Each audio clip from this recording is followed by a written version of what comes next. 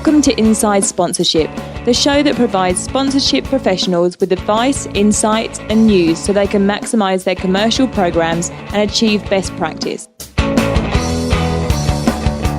Music and entertainment sponsorship is not an area of sponsorship that lives in the limelight, and that's ironic considering the artists involved do exactly that day to day, live in the limelight. Ariana Grande, Post Malone, Selena Gomez, Kanye West, Katy Perry, Eminem, Demi Lovato, Lady Gaga, Kendrick Lamar. Just those artists, some of the biggest names in the music industry, between them boast 416 million Twitter followers. That's about 46 million each. That's just Twitter. That's not even looking at any other social media platforms. Just Twitter. We've said it on this show many a time. So much about sponsorship is a brand partnering with a rights holder to access an audience that they would otherwise find difficult. And it's clear that music artists have huge audiences and highly engaged ones at that. Of those names I just listed, all of them are managed by Universal Music Group, the world's leading music company. Universal own and operate a broad array of businesses engaged in not just recorded music, but also music publishing, merchandising, and audiovisual content in more than 60 countries. Their site says, quote, "As digital technology refashions the world, our unmatched commitment to lead in developing new services, platforms and business models for the delivery of music and related content empowers innovators and allows new commercial and artistic opportunities to flourish." End quote. Combine that with the huge and engaged social media followings, music certainly looks attractive to sponsors. And as such, in this episode, we go inside sponsorship at Universal Music Group and hear from Roddy Campbell, Managing Director, New Business. I'm your host, Daniel Oyston, and welcome to episode 60 of Inside Sponsorship, where we take you inside the sponsorship and commercial programs of both rights holders and brands right around the world. It's great to have you listening into the show. Just the one shout out this episode, Mark Ring from IMG messaged me on LinkedIn and said, "Hi Daniel, I just wanted to reach out and say that I am a big fan of the show. After discovering the podcast a few months ago, I have become an avid listener and slowly but surely working my way through the entire back catalogue. I look forward to continuing to use the fantastic insights and helpful tips in my new role at IMG." Great to hear from you, Mark. Thanks for getting in touch and congrats on the new role. I hope and I trust it is all going well. Before we hear from our guest, Roddy Campbell at Universal, I chatted to our MD, Mark Thompson, who has recently read a report by the Association of National Advertisers and the Marketing Accountability Standards Board called Improving Sponsorship Accountability Metrics. Mark's summation of the report, well, while there are lots of great insights in the report, Mark's takeaway was that sponsorship professionals should be focusing on measurement accountability. Here's Mark. Mark Thompson, welcome to the show. Thanks, Daniel. Reports always have some big, juicy content. They're usually chock full of insights. They've usually got great titles that sort of get you excited about what's inside the report. And the one that we're going to discuss this time on the show is no different, and it's called Improving Sponsorship Accountability Metrics. And that sounds great if you work in the sponsorship industry. People should be excited by that. But then you open it, and it's 40 pages. And I cut and pasted the words into Word just now, and it's over 7,500 words. And you think, have I really got the time to read all of that? But never fear, you've read it, and you're going to join us and talk about some of the key points and what to do about them. So, hooray. I'd like to thank Tom Rishbeth for sending this to me and killing a couple of hours of my life. Thank you, Tom. But for those that are out there, there's other good news, is that there is a very good executive summary in the front of this. That if you want to just get the key sort of dozen takeaways, there they are, sitting there. And then obviously if any of them interest you, you can go into those in depth through the report. So you don't actually have You actually know how to read a report. I should be taking notes here. Yeah, I've read a few, mate.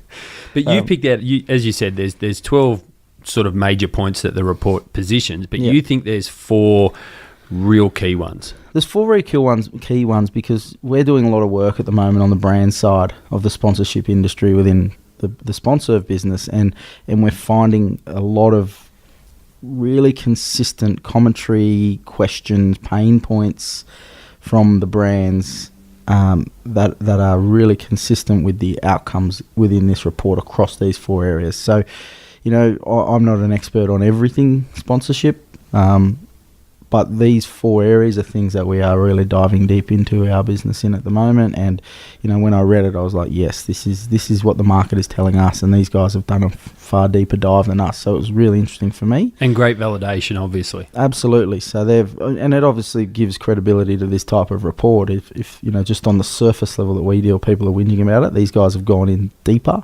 and found actual root causes of problems and all that sort of stuff as well, which is quite interesting for somebody who's a student of the sponsorship industry like myself. Very good. Well, student, what have you learned? Let's jump into the 4. What's the first one?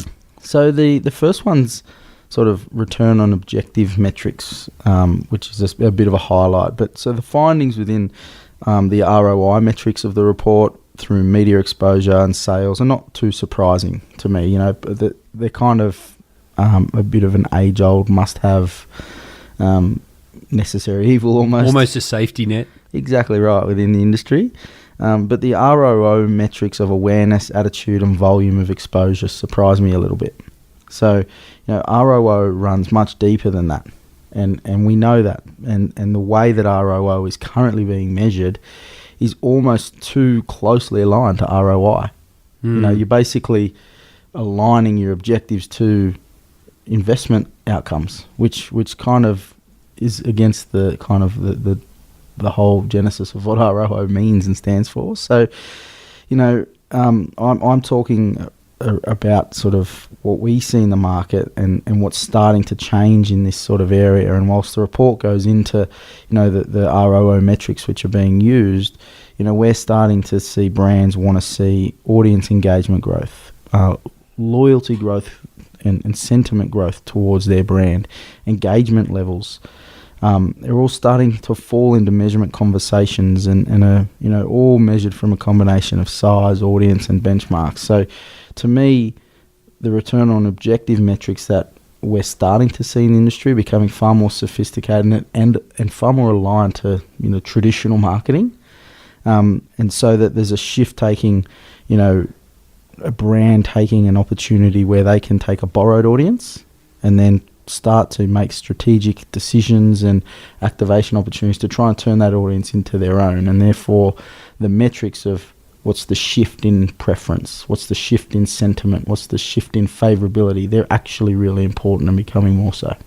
Very good. And you've said it 100 times, well, maybe not 100 times on this podcast because I think this is only episode 60, but I've heard you say it a lot that sponsorship is essentially a way for a brand to access an audience that they could otherwise not access or would find it really difficult to access. And they've probably been doing that for a long time now, but that shift is starting to occur from just accessing them to actually bringing them onto the other side of the fence as well. Yeah, exactly right. Return on objectives metrics is the first one. What's the second one? Sponsorship measurement focus. So surely we're doing this already. Well, what was kind of surprising again, or a highlight for me, I guess, or low light, depending on if you're positive or negative as a person. The glass is the wrong size. That's right. Is the lack of budget on sponsorship measurement and management points to a bit of an immaturity in the market around sponsorship as a strategy. So we're still seeing, and I suppose this is why ROI and media exposure numbers and things like that are still the number one talked about, element of metric and measurements. But for me, whilst brands can help themselves by focusing more on strategic measurement, there's an exciting strategic sort of viewpoint that comes in here around how much growth and success is available within the industry. Because if you're one of the people that can start getting it right. Yeah, because the immaturity in the market, just focusing on simple measurement areas and having a lack of budget to spend on measuring success. Because how are you to plan for the future if you're not reviewing the past? Mm-hmm. The interesting dynamic for me there is, and I wonder if this is a byproduct of it, is so much other focus on marketing. You got Google AdWords and your metrics around your Google Analytics for people visiting your website, and you can count how many people have rung the phone from an ad, and all this sort of stuff are just black and white hard metrics. But and I think sometimes brands go into sponsorship just expecting that some numbers will come out of it that will validate it, but it's so much harder and deeper than that. Yeah, and if we get serious about it and we start analysing and measuring success and setting objectives and then measuring outcomes against those, then, those who take strategic partnerships seriously, like sponsorship as a strategy, which is obviously what I'm really passionate about, they will start to see opportunity come their way, best practice starting to fall in their lap, and successful partnerships start to occur. It's almost like a light goes on. Well, it lends itself to success, right? And we've seen a massive increase in brands going to market independently, looking for solutions to help them measure these sorts of things. So they're starting to twig to it. They're looking for help. And there's going to be a shift in their consulting business to help brands do this. And then obviously technology comes into play to help deliver the results. You're going to get, a really sharp upswing in the actual maturity of the market once people start to twig to this. And those that don't, on the rights holder side of the fence, put effort into delivering benefits that align to objectives, helping track the success metrics around those aligned benefits to objectives, outcomes, return on objective rather than just return on investment, those rights holders are actually going to get left on the bottom of the pile when it comes to selling. Well, and it probably feels, if the brand is doing that stuff well on their side of the fence, and as a rights holder you're not, you're probably 6, 9, maybe 12 months behind the brand, and they come to you at the end and they say, yeah, look, it's not really working, you've been tracking this, and you're like, but I've delivered all the signage and the tickets. Yes. It's gone, the horse is bolted. Yeah, and delivery is one thing, and it actually leads us really nicely into part 3 here. See how I did that? Yeah, nice. Which is an increase in focus on validated results, and part of what I just spoke about around what we're seeing brands go to market for is also around them wanting to scorecard partnerships side by side. So there's a whole... So like for like. Well, apples and apples, you know, we've got a growth of engagement as a percentage of their size of audience. You know, how many people attended your fixtures across the year as a percentage of your capacity. You know, what's the engagement level in your organisation against, you know, the expected growth metrics that a brand is looking to see to help leverage towards engagement, and then impressions fall into that, and then, you know, media value falls into that because they're kind of using those types of metrics around who's watching and eyeballs and things as well, and it all starts to fall together to kind of start to form a new ROO metric. What's interesting about that is the brand saying that we want these like-for-like things to be measured rather than disparate rights holders in their portfolio coming and giving reports on this and this, and the brand can't actually marry them up together. That's right. I mean, what this shows me is there's an obvious need, and brands are crying out for rights holders to work with brands and take their reporting seriously so that the brand managers, the sponsorship managers, the marketing team, whoever at the brand you're dealing with, you can help them validate their decision to sponsor you. That's what it's actually about. Well, they want the sponsorship to be successful. Well, they've made the decision to take the partnership on, so they want to look good for doing that. So you can help them do that. And that there's a whole bunch of stuff that happens outside of the view of the rights holder on the brand side of the fence, which I personally have learnt myself in the last sort of 4 or 5 years doing what we do at Sponserve, just seeing that from somebody that came from the rights holder side of the fence. It's like, well, I never knew that sort of stuff went on. But rights holders should know that because they need to work towards being involved in that. And the brands will probably tell you if you ask and you work with them a little bit more rather than just focusing on the delivery, right? And like an expert, you've just segued perfectly in number 4, mate. Well, this one concerns me.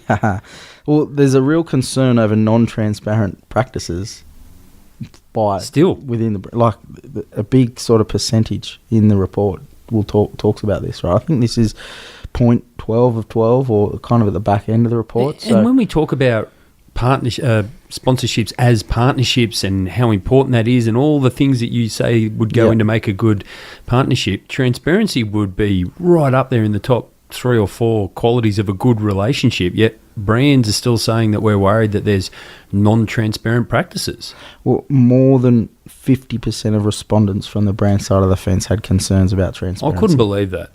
Well, what it does is that it kind of highlights there is still an overwhelming tendency of rights holders just to deliver what they've sold, and then because that's comfortable. They'll tell you that they're doing more and they're delivering overs, but when you're not aligning benefits to objectives, when you're not looking at sponsorship as a strategy and why a brand is sponsoring you rather than just how much they're giving you, you could give somebody 50 extra tickets or a player appearance or an extra signed jersey or an invitation to corporate suite. But if their objectives aren't like staff engagement or, customer engagement or, anything things to do that around, those benefits of those, that they align to. If they're looking at lead generation as a focus or media exposure, brand exposure, signed jersey's not going to help them achieve that. You think you've done a great job, but they can't report that as a success metric internally, and that transparency around what is happening and what success is happening. And a lot of the times the rights holder themselves will be tracking the engagements on their EDMs and the click-throughs on their website and the impressions on things like that. And this is where the brands want transparency. The brands want to be able to go, hey, this isn't working, let us help you. We do this in every other element of our business. We kind of know what we're doing. Yeah. Let's work together to get a result here. That's the transparency element. You've got a resource there that probably wants to work with you. It's not saying, oh, we're getting 95% profit off this deal. That's not the transparency the brands are after. They're after, come to us early with a problem, we'll help with a solution, so it doesn't become an issue. It's a key point. So you look at those 4 key things that came out of the report for you: the return on objectives metrics, sponsorship measurement focus, an increase in focus on validated results, and that's still a concern over non-transparent practices. What do we do with that? What's next? How do we address some of those things? Looks like 4 is my favourite number this week, wasn't it? Good symmetry. Yeah, mate. You got to line it up so it's like on balance sheet. So I think new age measurement is on. It's already here in a way, but it's going to get better. And the results from the survey, while pointing to current practices, still relying on the traditional methods to evaluate success. I've written here that there is a desperate need for a different valuation landscape, because we're starting to see that turnstile making inroads with Formula One and World Rugby now, looking for a new metric to be able to validate the value of their IP. The Nielsen company, combined with Nielsen Sports, providing a wide variety of evaluation options from IP to digital and now even direct benefit values. I was talking to somebody at Nielsen the other day, and they're working out a way of how to value hospitality. And that's all new stuff, because there's an obvious hospitality sales and client entertainment, staff engagement, those sorts of things. Which is important, because people just think that they're all jaunts and little, freebies and aren't I important going to the football and sitting in a box. But there is real value if they're executed well. If they can sell that product, that proves that sponsorship has made a shift from being all about what you just said to being strategic in every single element. Yep. And it also proves that I will never get invited to a corporate suite again, which is really disappointing. We can edit that out, don't worry. Anyone out there that has a spare ticket on, get in now while you can. So the new age measurement's number 1. Yeah. What's number 2? Well, predetermined success metrics I can see in the future. So I feel like a clairvoyant. So using sort of proven B2B methods, which sit outside of our sponsorship industry, to sort of kick off, review and renew partnerships. So what I'm talking about there is sitting down with a partner and treating a sponsorship as a campaign and going, okay, here's our assets, here's what we're doing within our brand over the next 12, 18, 24 months.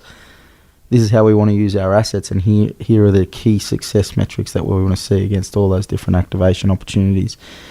So, and using that to help drive that success through that transparent communication, and then using the hard data that you pull from that to become a new success metric. So you're still going to need to value your assets, so because you need to know what you're selling it for. You need to know the exposure you're achieving if a brand is looking for that. But then there is this other element of strategy which is coming hard at the line that you've kind of got to start to be able to counter. And I'm sure some tools will help with that. Number 3? Yeah, well, that wasn't such a good segue. No, it wasn't. No. I made that one up as I went. You work better when you actually converse into it. I know. Yeah. Number 3, automated and internal tools. There you go. So the emergence, of those internal tools to derive information. So self-service reporting is what I'm talking about here. So, you've got the things like your turnstiles and your Nielsen's, which are providing dashboard opportunities. Blink Fire Analytics is another company that are providing self-service sort of analytic tools where you can,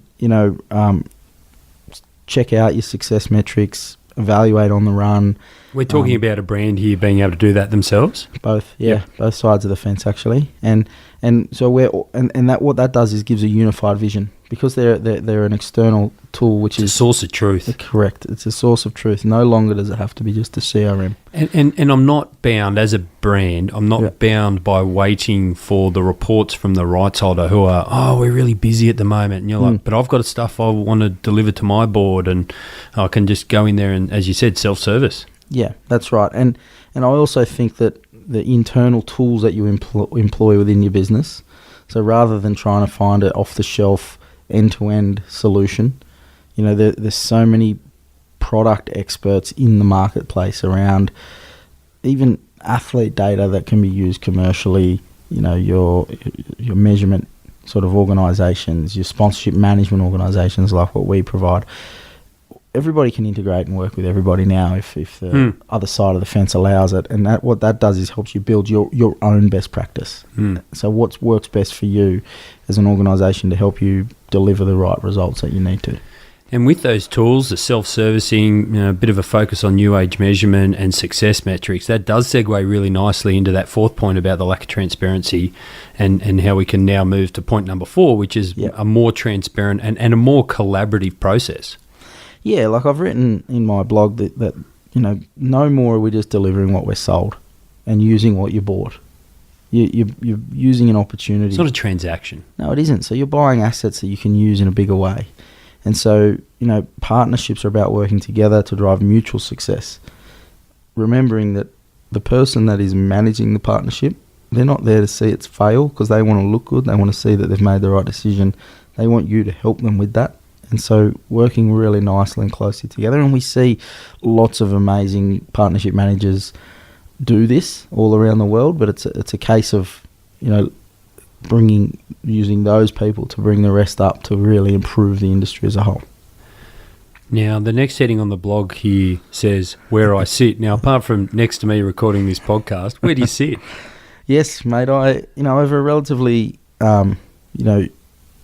short 3-year period. So SponServe is a business we started to assess and assist rights holders with the tools to better manage, assess, report and deliver their sponsorship programs. And then in that period of time, over that 3 years, we've seen brands step up their game in sort of the same area, and the sharpness that's happened, particularly over the last 12 months, has been really surprising.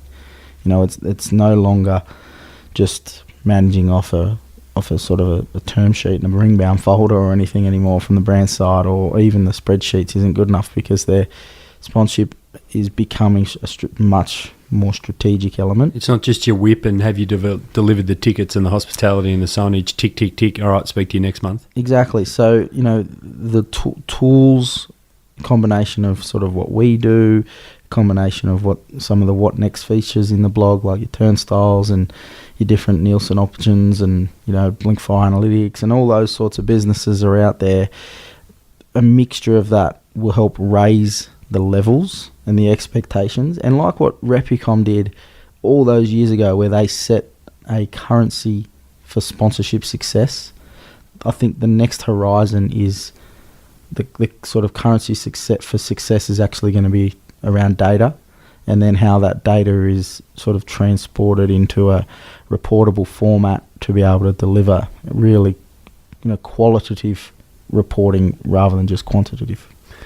A lot of the things we've spoken about here, those 4 key points, the concerns around return on objective metrics and measurement focus and increased focus on validated results, and the concerns around transparent practices and trying to work more collaboratively. Should we just cry and run away and it's all too hard, or should we be excited about the opportunity that's in front of us? It's 7,500 words later, and I'm still excited about our industry. So I don't know if that says something about me or the future that Probably lies ahead of both. us. But, Probably both. I mean, the immaturity that we're still seeing when you get deep into reports like this, it's all upside, right? The growth of our market. We're in a strong 12-figure industry now, and it's growing every year. So, tech improvements and, the ability for brands to connect with independent audiences better than ever before. There's greater opportunity for sponsoring brands to engage directly with consumers in many, many ways. I'm so excited. I don't even know what's around the corner, but I know I want to be part of it. And I think it's super exciting. Also exciting is you can go and read this blog on the website. Just head to sponsor.net, where, as we said before, it's 40 pages long, the report, so there is a link to it. 7,700 words, roughly. Yep. But as we've just spoken about, Mark's distilled that down into the 4 key focus points that he thought were really important, and then what we can actually do about them. Also exciting, a lot of people think he's going travelling, and I think when this show comes out, you will be travelling. Is that true? Yes, mate. When do you head off? Yeah, what date is it? 7th. Yeah, I head off on the 13th to New York and Toronto. Very good. Never been to Canada. This will be a good trip. No? Yeah. Going to see the Wolf Pack. Oh, yeah, the rugby league team. Yeah, mate. They got a home semi-final on the Saturday, so I'm going to stay there up there on the Friday with them, and then I'm going to stay overnight and take in their semi-final on the Saturday. And no England trip, UK trip, just North America? Just North America. Right. So if you're in New York or Yes. Toronto, Yep. and you're short on cash and long on time, and you want a coffee or a beer, Mark will sort you out. Just get in touch. I'll give you the sort of company, and then Eddie Fitzgibbon, who's our North American VP, will provide the cash. Be on call, Eddie. Thanks for joining us. Cheers, mate. I reminded you in the intro that so much about sponsorship is a brand partnering with a rights holder to access an audience that they would otherwise find difficult. It's clear that music artists have huge audiences, and highly engaged ones at that. Universal Music Group is the world's leading music company, owning and operating a broad array of businesses engaged in recorded music, music publishing, merchandising, and audio-visual content in more than 60 countries.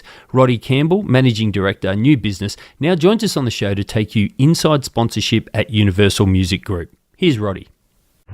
Roddy, welcome to Inside Sponsorship. We always start with a few icebreaker questions just to get the show going and to help the listeners get to know you a little bit better. The first icebreaker question is, if you're at karaoke, what would be your go-to song? Don't judge me so early on in the interview. I wouldn't say I have a go-to karaoke song, but just from recent memory, I was in Japan for a wedding last year, and me and a friend got up and did a cover of Don't You Want Me by the Human League. I like to think brought the house down. So I'd say that is the most recent memory I have of karaoke. We'll assume that bring the house down means in a positive way. Now, Roddy's second icebreaker... brought the small pokey room in Tokyo down.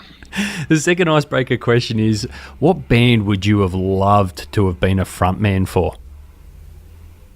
Okay, well, I'm a child of the kind of Britpop era and the British indie scene, so I'll probably have to pick someone in that space and a band with a bit of swagger that has a bit of fun along the way. So I'll probably go for the Stone Roses, or maybe in later years someone like a Kasabian, someone like that, someone that looks like proper rock and roll and has a bit of fun along the way. Very good. Now, Roddy, what sort of roles have you had in sponsorship across your career? Well, I started in sports, in football in London. Out of university, I did a psychology degree, and out of that, I was lucky enough to get a spot on the grad scheme at the Football Association. It was tough to get into sports marketing unless you did kind of an unpaid internship back in the day. But the FA started doing this scheme where it takes you around all the various departments. It was in an era when they were really creating brands out of the England team and the FA Cup, and moved to Swish offices in the middle of Soho and started a grad scheme. So it was an amazing time to join. So yeah, I did the grad scheme, then became a business development manager, effectively selling sponsorships to the England football team when Beckham was in his pomp, and kind of various other deals like merchandising and e-commerce. I did that for 4 or 5 years, spanning a couple of World Cups, and then I moved to Australia. I met an Australian girl and moved over here with her, and got a job on the media side in Fox Sports, which is less sponsorship, more kind of media rights and creating kind of mobile TV channels and pay-per-view out of all the rights they'd acquired. Did that for just over a year, then moved quite surprisingly away from sport. I thought I'd stay in sports my whole career, and just decided to take a punt on an opportunity within music, and that was 10 years ago. I kind of thought I'd do it for a few years and move back to sport, but it's now been 10 years. So I moved to EMI, and then 5 years ago they got acquired by Universal, so I moved over to Universal. So now I'm in my current role as managing director of new business at Universal. Now, I wasn't sure where to put this question in terms of setting the show up, because sponsorship in your space isn't something that I think a lot of people understand like they might understand sponsorship in other sectors, for example, sport. But let's set the foundation for the show. As a rights holder, what does selling and managing sponsorships look like for Universal Music Group?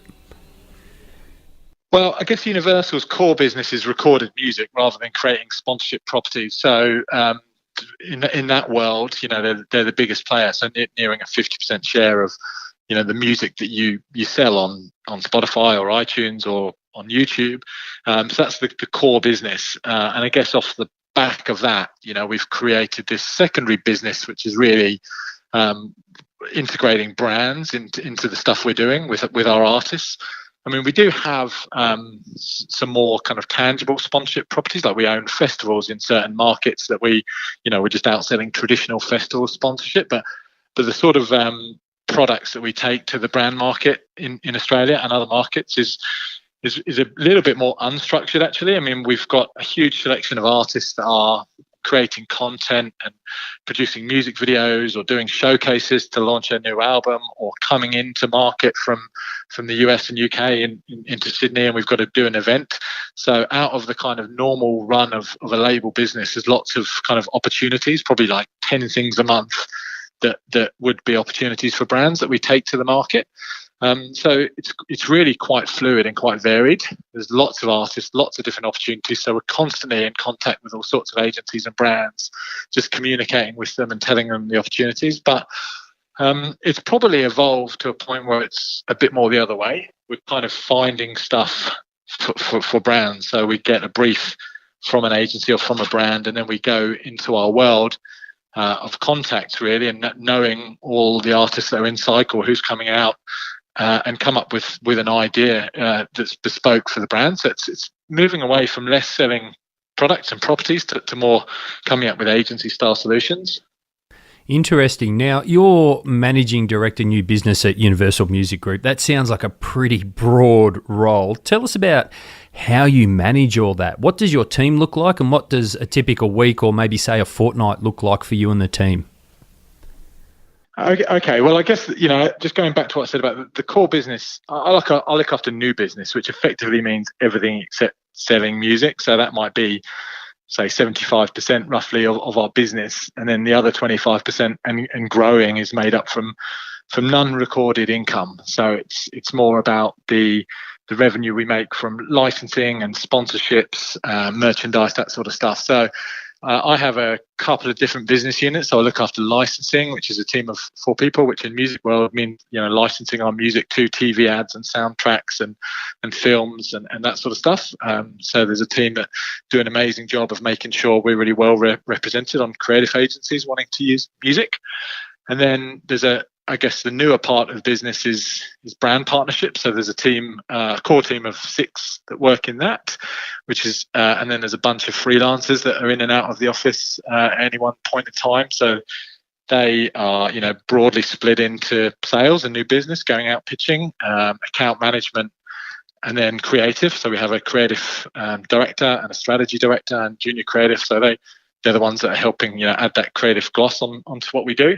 So a typical week there isn't really a typical week, but there's a combination of new businessy type stuff, so going out and pitching properties or doing creds to brands and agencies. So I'll join the new business team in some of those pitches in Sydney and Melbourne primarily. And then going to agency whips, showing up at content shoots, that sort of stuff, producing events, so that I'm probably less hands-on with that. There's a team that will just manage a certain account and liaise with our freelance suppliers on that sort of stuff. And then I guess the internal side of Universal Music, there's lots of meetings with artists and managers and sort of label marketing meetings to sort of plot out what we're going to do around a certain release we have, or just brainstorming creatively. So it's probably 70% of the time external, and then 30% of the time just having these internal sessions. And then around the time in the office is that we're very kind of global in our structure at Universal. So there's lots of calls with Hong Kong or with Paris or LA, just to coordinate on global pitches or to track the numbers. So yeah, and unfortunately it's pretty always on. It's quite exciting at the same time. Now, music industry has been one that has been disrupted heavily by technology, shifting away from traditional music stores and physical assets like CDs. How do you think that's impacted sponsorship in the industry?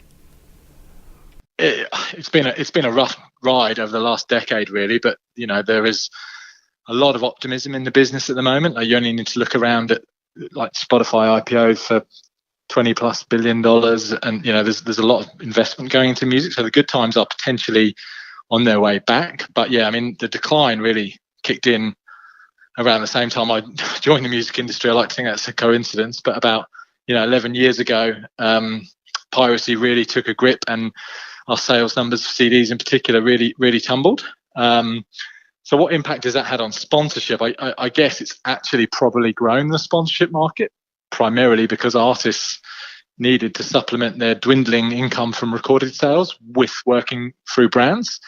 And that was noticeable. Like, you could tell that artists, when I first started, maybe we're 3 out of 10 artists would want to work with a brand. Now it's 9 or 10. So there's definitely a more a willingness to work with artists, and that's probably a result of the effects of piracy a decade ago. So it's actually turning into a positive for us now. But what I would say is the core business the rot has stopped, and we've started to grow again globally and in Australia. So there's been 4 years of growth driven by streaming services like Spotify. So the good times are back, and our profit levels are near where they were right at the pinnacle of the industry in the early 90s. So not only have we recovered from those problems caused by technology, but we're potentially going to surpass the halcyon days. This new generation of streaming has opened up a lot more consumption, and it's that is another effect on sponsorship, because it just means that in today's age, music consumption is higher than ever, not just in terms of streaming, but also going to gigs and buying merchandise and all that sort of stuff. So consumption of our core product is up, so it's more relevant to consumers, and therefore music sponsorships are more relevant again. Sounds very, very positive. One other thing that's changed, or at least maybe become a little more common, is rights holders partnering with other rights holders. So, for example, in the UK, Chelsea have a partnership with Sony Music, while Man U and Arsenal have partnerships with 20th Century Fox and Universal Pictures, respectively. What benefits do you see in rights holders partnering with other rights holders? And do you think this type of collaboration is something that we'll see become more commonplace as rights holders position themselves more as global brands?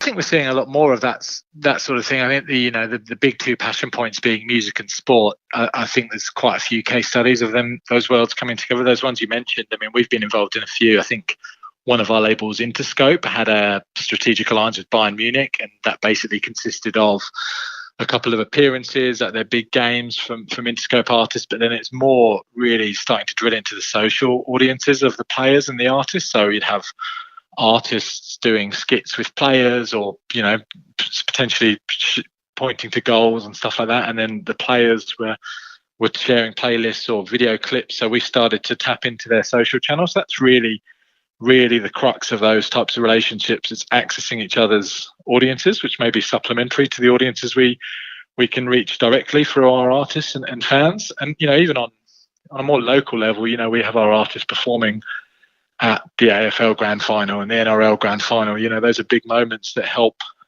get big artists into market, and we'll try and plan a promo trip, or a promoter might try and put a tour on sale around the same time. So the sports bodies definitely seem to be looking at music as a way to broaden the appeal of their events and kind of make them more lifestyle events rather than just sporting. So that they're trying to broaden their audiences and drive memberships as well. So I think it's definitely a sweet spot, and we've talked about focusing on it a lot more on a global level. I think in the same sort of vein, actually, esports is in every other meeting I seem to go to at the moment. And, lots of chat about how we leverage that. I mean, artists like Drake have done collaborations with gamers on Twitch, and it's got a lot of press. So we're definitely looking at that more from a marketing perspective. How can we market our artists and albums through these insane audiences that these leagues and these teams have? I think our Canadian affiliate just launched a partnership with Luminosity, a league over in Canada.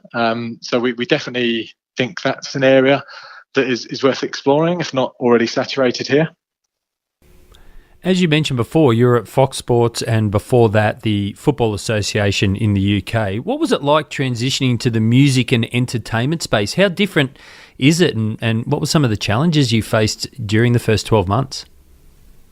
I wasn't a big fan. The first few months, I've got to say, I was thinking, what have I done? I've left a great, fun gig at Fox Sports, going to every sporting event every week, to an industry which was in real decline, and there wasn't really a developed sponsorship market. So the big contrast was it was so immature in terms of working with brands, whereas sports, very established players, very structured properties, that sort of stuff. Music was a bit of a wild west, so it took me a while to kind of get my head around what rights we have. I remember Robbie Williams was coming into market, and me from a sports background just thought, well, he's on a label, we can just go and sell the image rights and the sponsorship. And our lawyers were saying, no, we don't have those rights, we've only got the recorded music, and you can't do this and you can't do that. And I was kind of thinking it was quite limited. And then we had artists that didn't want to do stuff, and I didn't have a team.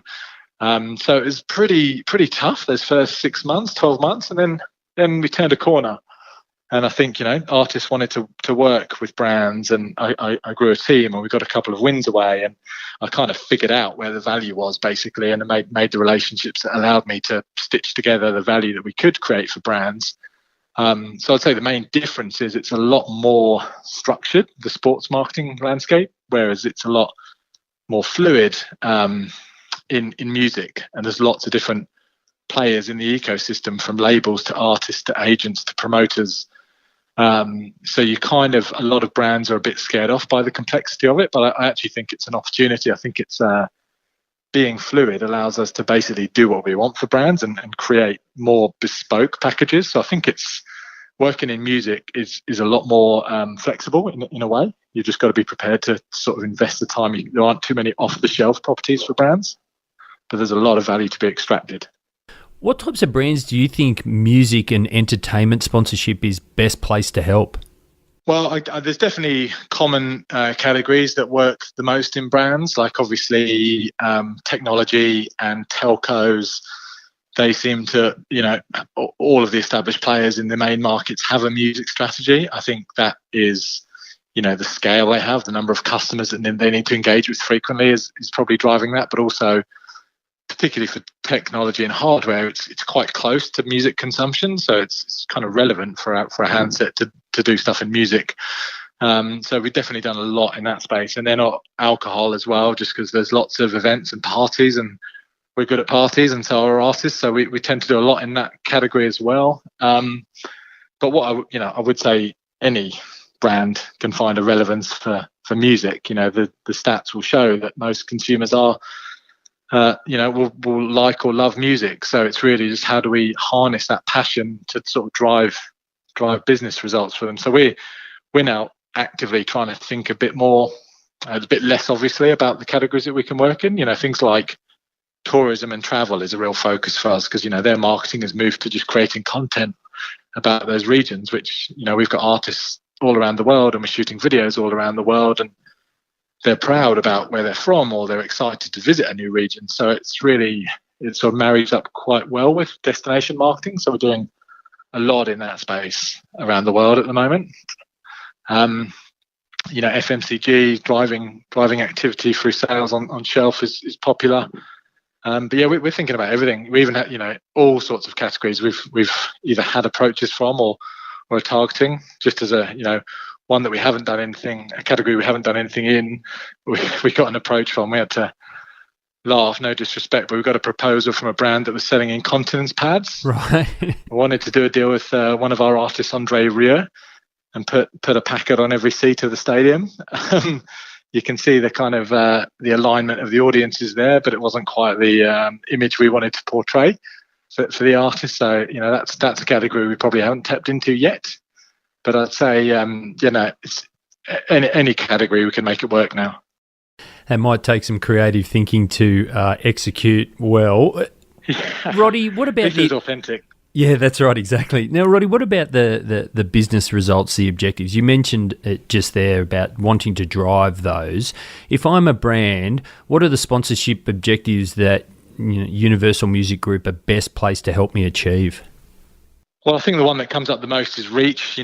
We've had to work really hard to translate what we do for brands into demonstrable, if that's a word, reach. Really quantifying. We know our artists have pretty potent social channels. So how can we get smarter at using those and our fan bases and programmatic and things like that to really drive reach of a campaign? And that was a bit of a, that when we first started doing this 10 years ago, I don't think we focused on that as much. We'd sell an artist or an event to a brand, and then it's kind of their job to go and find amplification for it. Whereas now, to get deals away, we kind of have to bake all that into the initial proposition.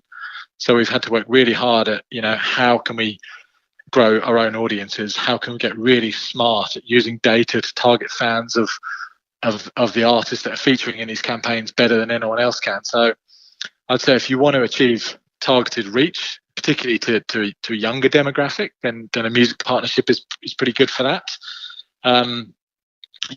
Obviously brand love and, the emotional power that music has potentially over other sponsorship properties will, if done well, shift the dial in terms of how brands engage emotionally with your brand. Music's probably top of the list in terms of the potential to do that. You can obviously get it wrong.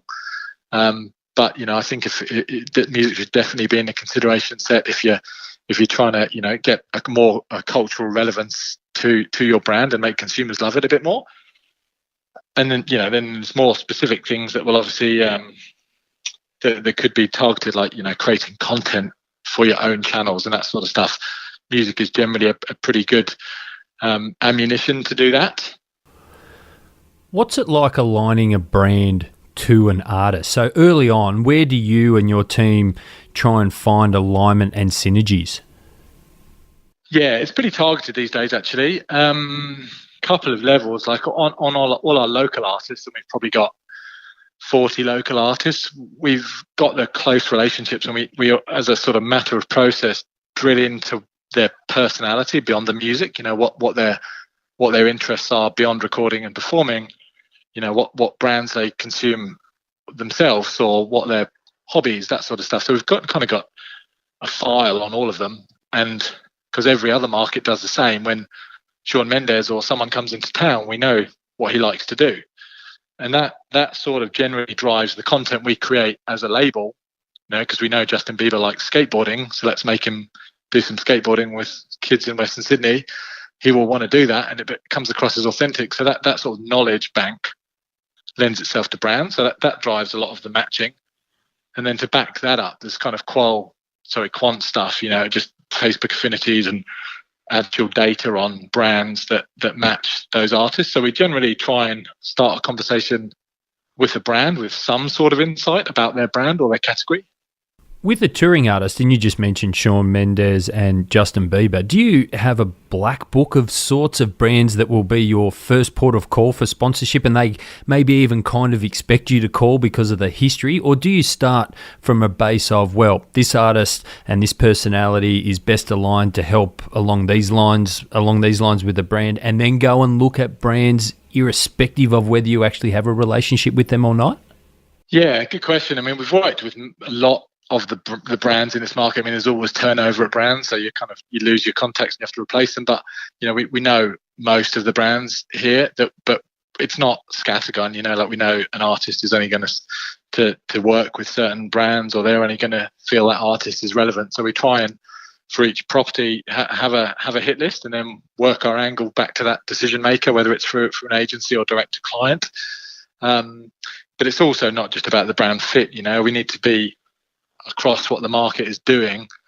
So the biz dev team are always looking at product launches or just having conversations with brands, knowing that they might be launching something in March next year. So we've almost got this, like a lot of agencies would, I guess, just knowing who's going to be active around March when we've got a property. So those two filters, who's actually a good fit for the artist and who's going to have, what do we know from a local market intel perspective, kind of drives the initial reach out process. But, as I said at the start, it's probably less time spent pitching stuff and more just going to brands and say, what do you want to do? Tell us about this launch and we'll go and find something to make it work. That's most of the business is happening that other way around now. And let's say you get a brand across the line or they share with you what they're looking to achieve. How is a sponsorship deal typically structured in the music and entertainment space in terms of the kinds of assets and rights that a brand can probably expect to be able to explore activating? All the usual stuff you'd expect if we're creating an event or they're getting access to an event. There'll be some tickets and some meet and greets and promotional inventory they can use, and some definition around what channels they can run that promotion in. Image rights, increasingly it's less about using an artist's image, and it's more we want to create some content with that artist. So generally the artist would make themselves available for a shoot that either we would do for our agency or another agency would do. And then, some social amplification. There aren't many deals that don't have the artist posting the call out for competition entries or the content post event through their channels. And that's incredibly powerful. Like we've had campaigns before where there's been, let's say it's a major international artist performing at an event, and there might be a media schedule that the brand has bought on radio or TV running the comp, and then there's the artist socials with a small bit of Facebook spend to amplify that. And the artist social spend, even though it's geo-blocked to Australia, can drive 5 times as many entries as $1 million plus media schedule. So it's really powerful, as you'd expect. These are fans of the artist that engage with them, but that's the real gold dust for a brand, being able to access that audience. So that there aren't many deals that don't try and encompass that now. I'm wondering whether that'll be the answer to the next question, accessing an artist's social audience. But what is the one right or benefit that you offer and think other rights holders, they just can't compete with it? It's not just about access to the socials. I'd say if I had to answer that question, I'd say it's the access overall, access to the talent, like the depth and the breadth of talent access that we have. I don't think there are many entities out there that could compete, and it's not just touring the artists. We are producing content on the phone with them and their managers every day. We're trying to find a way to get them into Sydney or Melbourne. So there's lots of real communication with the artist that we can start to bounce ideas off, and I think that's when brands start to work through us, and we can even bounce potential briefs off our artists, or even give them the brief and they can come up with their own ideas. That's where the best campaigns come from. So it's us really just facilitating that close connection with the talent, I'd say, is our point of difference. And the other thing I think is we've really built a creative resource here that, there's lots of amazing creative agencies out there, but we've got agency people and music people together, so we can try and come up with a creative execution that's going to work authentically with the artist. So I don't just buying rights to a festival or an artist and then using your other agency to go and come up with a campaign can sometimes be a bit clunky. Whereas if we can sort of meet the ends meet from what a brand wants to achieve and what our artist is comfortable doing. So that's kind of what we really have fun with, to be honest, that creative process. What's been your favourite sponsorship that you've executed at Universal Music Group? Run us through it and tell us why you loved it so much and why it was good. Okay, I'm going to pick one from this year, actually. Just a couple of months ago, we had real fun with a campaign for American Express and the Killers. So, I mean, we've been working with Amex for a few years. I mean, they've been invested in music for decades in Australia and around the world, doing kind of more pre-sales to tours and stuff like that. But they had a new brand campaign launching, which happened to have a Killers track, which we licensed in the US.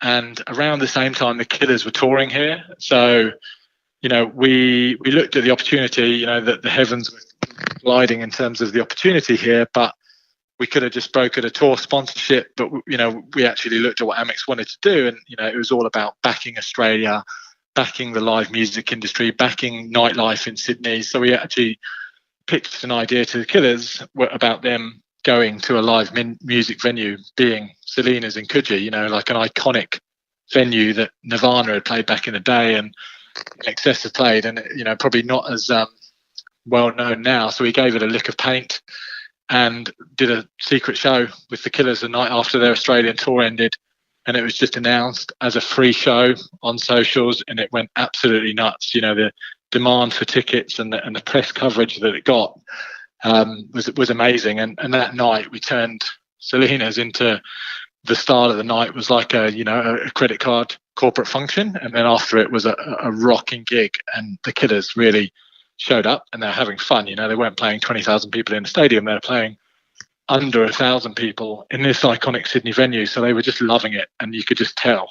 And the content we created, so the brand love that Amex got off the back of it was huge. And out of the back of that night, they've launched this grant scheme where they're backing live music and giving grants away to venues and to artists and to all sorts of music entities, which we're helping them with. So what went beyond a night, the sentiment that was created around that execution is now an ongoing platform. So it's kind of driven Amex's positioning in music. So rewarding on a lot of different levels, really. Now, drilling down, and it's been a constant theme throughout this chat, but content creation has become an integral part of sponsorships. And we see, as we've spoken about, lots of brands and artists linking up and creating amazing campaigns and ultimately some super cool content. As such, and you've alluded to it a little bit throughout this chat, you also serve as the managing director of Bring, which is Universal's branded entertainment agency that, and I quote because I wanted to get this right, works with a variety of clients on experiential and content marketing, turning customers into fans through ideas that live authentically in entertainment. Why does Universal have essentially an internal agency for this work as opposed to just engaging an external agency? I think over the years we've kind of had joint ventures with various agencies or holding groups where there's access to our talent with an agency service and take that out, and it hasn't really ever fired. And our relationship with brands and what we were doing was becoming more agency-like. Like I've definitely alluded to it a few times, but it was less about selling an artist or an event. It was more coming up with a strategy or creating an event. So we wanted to, I guess, reposition ourselves slightly in terms of how clients perceived us. And also we built up the capability. We went and recruited a lot of agency people to come into the business.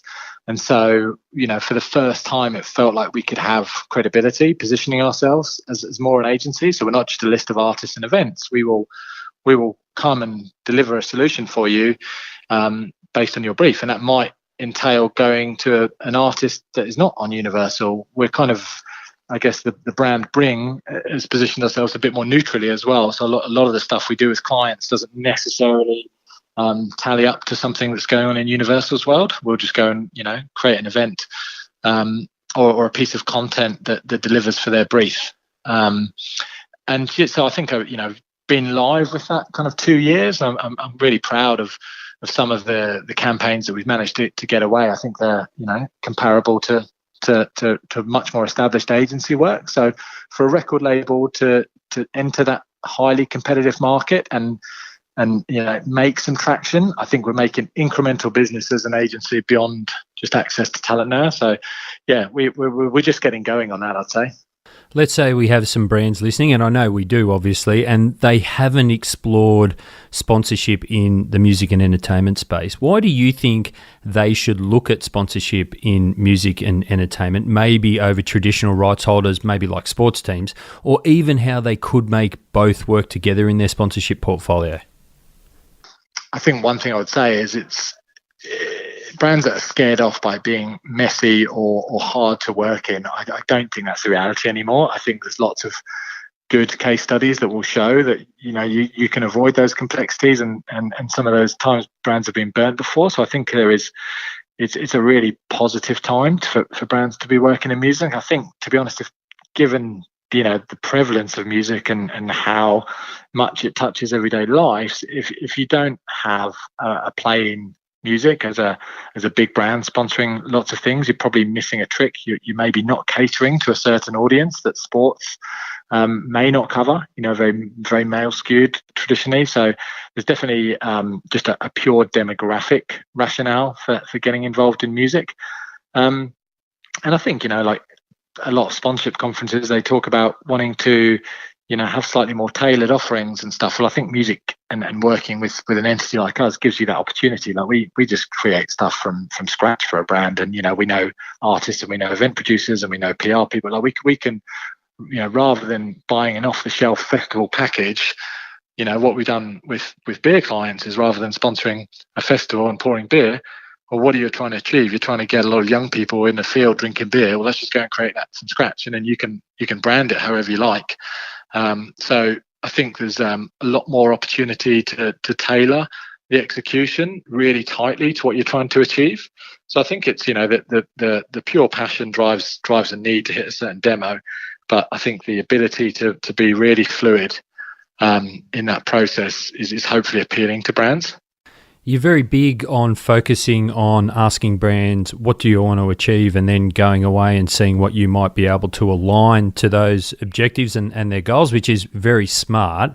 But if a brand has maybe multiple sponsorships, maybe within sports and other areas, what other sorts of questions or conversations are you having with them, and what questions are you asking to help sort of pique their interest in exploring music and entertainment sponsorship as an option, rather than just going to a meeting? And because I'm assuming you don't go to a meeting and say, what objectives are you trying to achieve? And they say A, B, and C, and you say, okay, we'll come back if we've got something. What else is covered in the conversation? Yeah, I mean, there's always some thought starters, like just getting people excited about the sort of things that are happening in their category. So we'll always share some best practice from around the world that similar brands in their world are doing. That usually gets them thinking a bit to start the meeting. And there are some tangible artist opportunities and event opportunities that we'll share, as in slightly more off the shelf things. But then it's really just getting to know what they're trying to achieve from sponsorships, what is catered for and not catered for in their existing portfolio, and where the opportunity might be. But it is quite daunting and overwhelming for brands that haven't worked in music before. So we've really tried to put some structure around it. So we've actually created this workshop style forum called Soundcheck, where we will bring a load of insights about the category, bring some data along to, spend a few hours with their marketing teams, ask the questions that give us an understanding of the brands. And then after a couple of weeks, basically, we'll come up with what we call a brand anthem, which is their positioning, recommending positioning in music.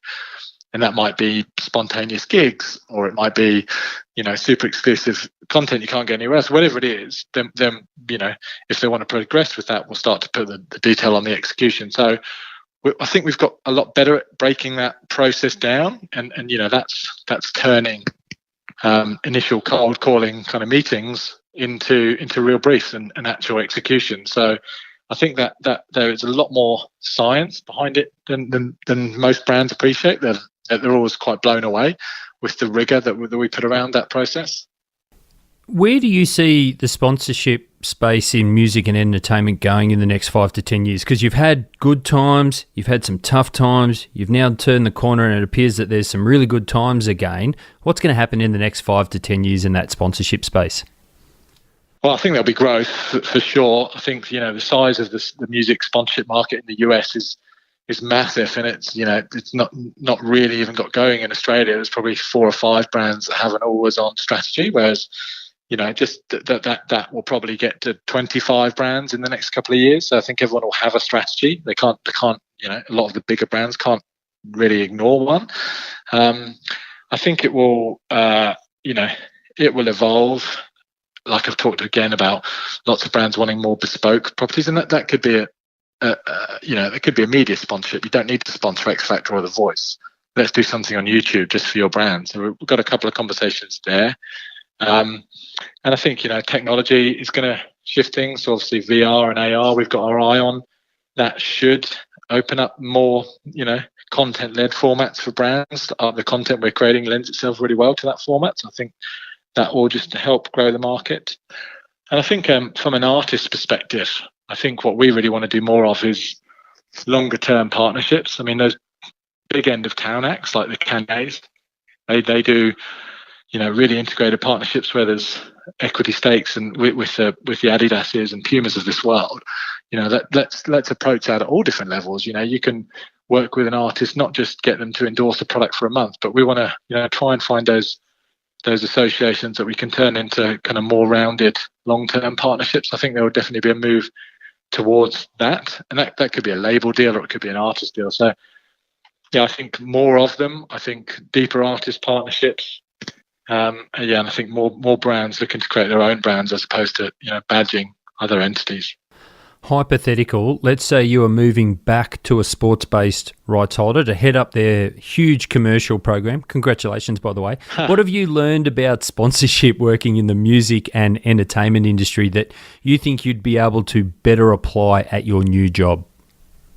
I'm probably a little bit out of touch with the sports, their approach to selling properties now. I was right in that zone a decade, and I kept pretty good touch with it, but I've got so excited about the opportunities in music. I'm probably, I don't want to make assumptions as to how it works there now, but I would say we've had to work incredibly hard creatively to create properties for brands. So I think it's probably a little bit less creative in sports, the way they sell, because they've got these established season of games, and you get this many rights and this many player appearances and this much perimeter board space and that sort of stuff. It's much more structured, whereas you're really just having to fine tune a lot of different assets and deliverables to what a brand wants. So I definitely, if I was going back into a more structured world, I'd probably try and create a point of difference by adding that kind of more versatile approach to how a property can apply.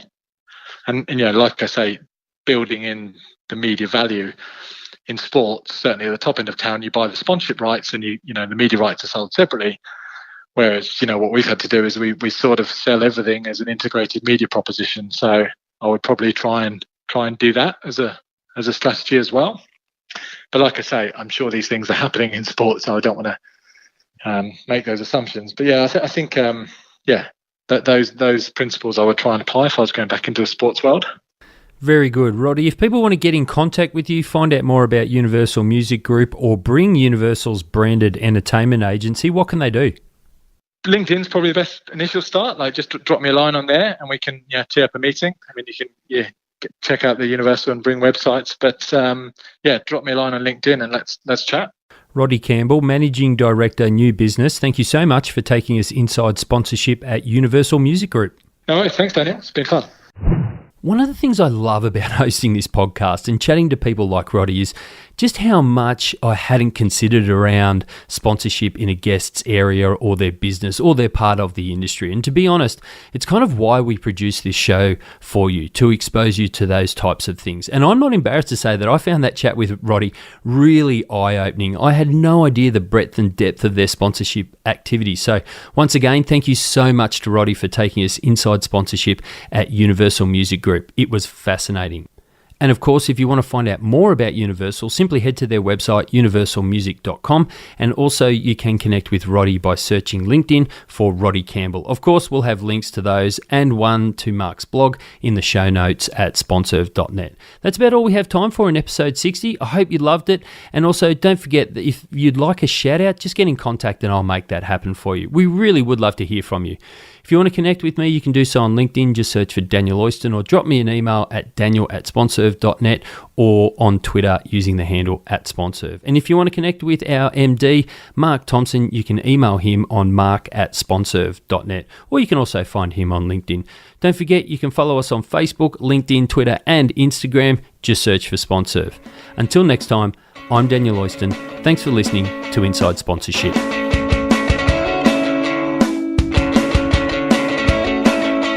Thanks for listening to the show. For more episodes, blogs and resources, head to sponserve.net or search for Sponserve on Facebook, Twitter or LinkedIn.